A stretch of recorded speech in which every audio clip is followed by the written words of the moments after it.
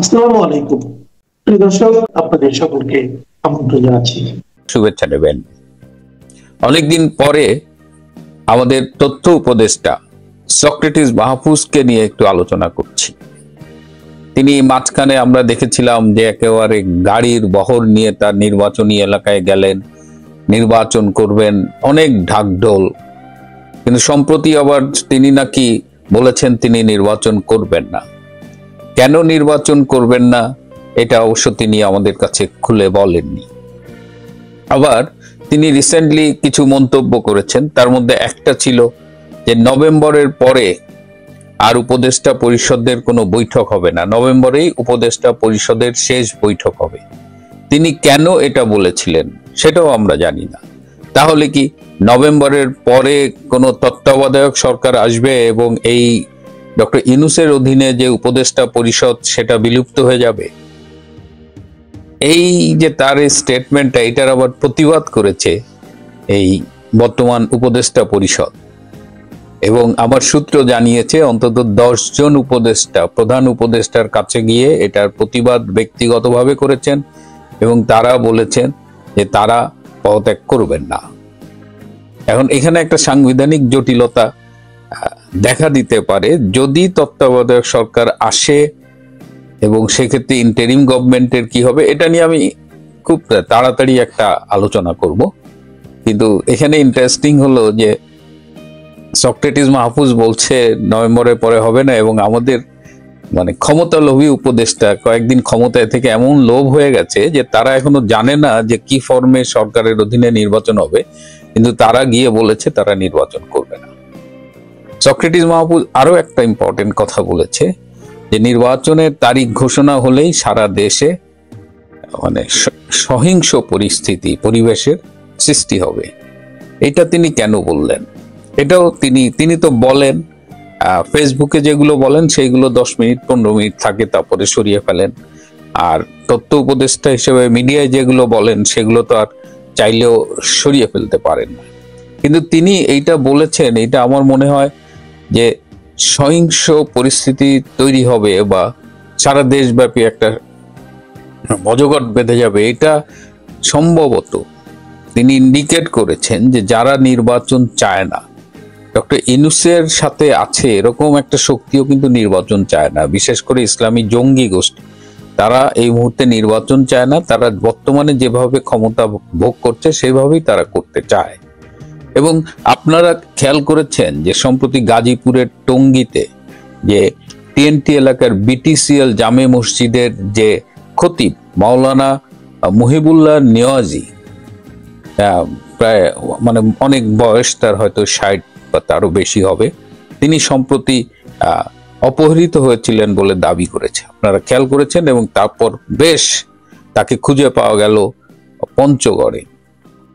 পঞ্চগড়ে পাওয়ার পরে তার যে কথাবার্তা আমরা মিডিয়ায় শুনলাম এবং তার পক্ষে বিভিন্ন হুজুররা যেভাবে কথা বললো, তাতে বোঝা গেল যে তাকে অপহরণ করে পঞ্চগড়ে নিয়ে যাওয়া হয়েছে এবং সেখানে তার উপরে বলাৎকার করা হয়েছে, নাউজুবিল্লাহ। এবং এই কাজটি করেছে কারা? এই কাজটি করেছে ইসকন বলে একটি সম্প্রদায় আছে, যারা হরে রাম হরে কৃষ্ণ, একটা শান্তিবাদী হিন্দুদের মধ্যেই একটা অংশ যারা খুব শান্তিবাদী, ইসকন নামে পরিচিত। আপনারা নিশ্চয়ই খেয়াল আছে যে 2024 সালের রেজিম চেঞ্জের পরে ইউনূস যখন ক্ষমতা এলো তখন সারা দেশে ইসকনদের অনেক মুভমেন্ট দেখেছি। তাদের যে একজন শীর্ষ নেতা চিন্ময় প্রভু, যিনি বর্তমানে কারারুদ্ধ রয়েছেন, এবং এক পর্যায়ে চিরাঙে আর্মি পর্যন্ত ইসকনের উপরে নির্যাতন চালিয়েছে, অনেক হত্যা নির্যাতন, এগুলো সব আমরা জানি। তো সেই ইসকন একটা শান্তিবাদী সংগঠন, ইসকনকে কেন বলা হলো যে এই মহিবুল্লাহ মিয়াজিকে অপহরণ করা হয়েছে? এইখানে কিন্তু আমরা এই সক্রেটিস মাহফুজের কথার লিঙ্ক খুঁজে পাই। এই যে এই মুহিবুল্লাহ মিয়াজিকে অপহরণের একটা নাটক সাজিয়ে তারা ইসকনের বিরুদ্ধে, তারা কিন্তু ওই যে রাইফেল নিয়ে, একজন দেখলাম যে ডামি রাইফেল নিয়ে আসছে, ইসকনকে খুন করে ফেলবে, মেরে ফেলবে, যেখানে ইসকন পায় ইসকনকে টান দিয়ে আবার ভারতের বিরুদ্ধে 2টা কথা বলে ফেলে। এই সবই ছিল ওই যে সারা দেশের সহিংস পরিস্থিতি তৈরি করা, যাতে নির্বাচনটা না হয়। তো সক্রেটিস মাহফুজ কিন্তু আউট অফ নো হোয়ার এই কথাগুলো বলেন, তিনি ওই জঙ্গি লিঙ্ক থেকেই বলেছেন। এবং এই মহিবুল্লাহ মিয়াজি যে নাটকটা সাজিয়েছেন এবং পরবর্তীতে দেখা গেল যে তিনি পঞ্চগড়ে গেছেন স্বেচ্ছায়, মানে পুরো ঘটনাটা আমি আমার এই এপিসোডের শেষে সেই স্বীকারোক্তিটা দিয়ে দেবো প্রায় 2 মিনিটের মতো, যে আসলে কি ঘটেছিল। কিন্তু এই যে সাজানো নাটক, এটা এমনি এমনি এই নাটকটা সাজানো হয়নি। এই সুতরাং এই যে বাংলাদেশে যে আমরা বারবার বলছি যে ইসলামী জঙ্গি গোষ্ঠীর উত্থান হচ্ছে, যেটা সাউথ এশিয়ান আঞ্চলিক স্থিতিশীলতার প্রতি হুমকি স্বরূপ শুধু নয়, সারা বিশ্বের প্রতি হুমকি স্বরূপ।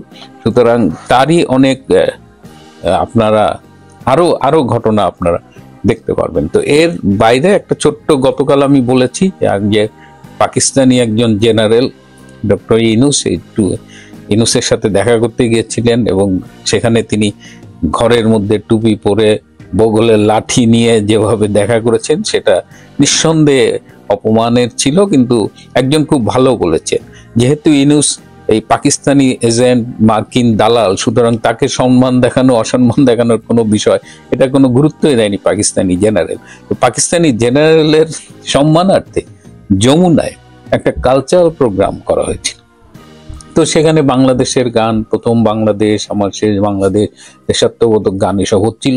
তো এসবে জেনারেলের মন ভরেনি। জেনারেল মোটামুটি তো এইটা জেনারেল যখন এই গানগুলো হচ্ছে, জেনারেল বিরক্ত হয়েছে বলা যায়। তখন তিনি বলেছেন যে এসব কি গান তোমরা গাচ্ছ, তোমরা উর্দু গান গাও। তো কোন উর্দু গান গাইতে হবে? সেখানে একজন গায়িকা ছিলেন যিনি মূলত মিক্সড গান গান, ওরকম খুব বিখ্যাত কেউ না।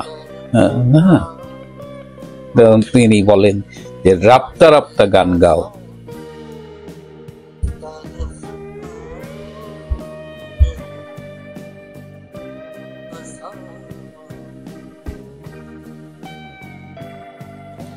তারপরে যমুনায় শুরু হয়ে গেল। এখন যিনি গান গাচ্ছিলেন সেই তরুণী আবার এই হিন্দি গান খুব ভালো পারেন না, কিন্তু জেনারেলের খায়েশ, সুতরাং তিনি ইউটিউব দেখে কোনোভাবে সেই মেহেদী হাসানের বিখ্যাত গজল রাপ্তা রাপ্তা গাইলেন আর কি। প্রিয় বন্ধুরা, চোখ কান খোলা রাখতে হবে। রাজনীতিতে ছোট ছোট ঘটনাগুলো আমরা আপাতত এড়িয়ে যাচ্ছি বা মনে হচ্ছে যে এটা বিচ্ছিন্ন ঘটনা, আসলে কোনো ঘটনাই বিচ্ছিন্ন নয়, সবই ইন্টারলিঙ্ক। আজ এ পর্যন্তই। শেষে ওই আমাদের মহিবুল্লাহ মিয়াজি মুফতি হুজুরের স্বীকারোক্তিটা দেখবেন। ভালো থাকবেন, সুস্থ থাকবেন, তার চেয়েও জরুরি হলো নিরাপদে থাকবেন। সবাইকে অনেক ধন্যবাদ। আমি হাঁটতে গেছি, হাঁটতে যাওয়ার পরে আমার মাথায় আসলো যে আমি চলতে থাকি, যাই, কোন দিকে যাই বলতে পারি না। এক পর্যায়ে আমি অটো পাইছি, অটোতে উঠছি, মেরের বাজার নামছি। নামে পরে মনে চাইলো যে আমি আমার ওই জয়দেবপুর যাই, সিএনজি দিয়া জয়দেবপুর গেছি। এরপরে আমার মাথায় আসলো যে আমি এখন এই ইয়াতে বাসে উঠি, বাসে উঠে তারপরে কোন জায়গায় জানি শ্যামলি না জানি কোন জায়গায় নামাইছে। এইখান থেকে আমি আরেকটা বাসে উঠে গাবতলী গেছি। ওইখান থেকে আমি মনে চাইল যে আমি টিকিট করি, কই যাবো, আমার খেয়াল হলে যে আমি পঞ্চগড় যাই। পঞ্চগড় গভীর অনেক রাত্রে পঞ্চগড় নামছি। নামার পরে হাঁটতেছিলাম, কোন দিকে হাঁটতেছি আমি জানি না, আমি চিনি না, হাঁটতেছিলাম। এক পর্যায়ে আমি দেখি যে পঞ্চগড় জেলা প্রশাসকের কার্যালয়, তারপরে পুলিশ লাইন্স, এগুলি হাইটে পার হয়ে গেছে। পার হয়ে গিয়ে এক পর্যায়ে আমি একটা শিকল পরনে পাইলাম। ওইটা নিয়ে এক জায়গায় আমি প্রস্থান করতে বসলাম। প্রস্থান করতে বসে তারপরে প্রস্থান করলাম, আর লুঙ্গি পায়জামায় প্রস্তাব লাগলো, এরপরে জামায়ও লাগলো।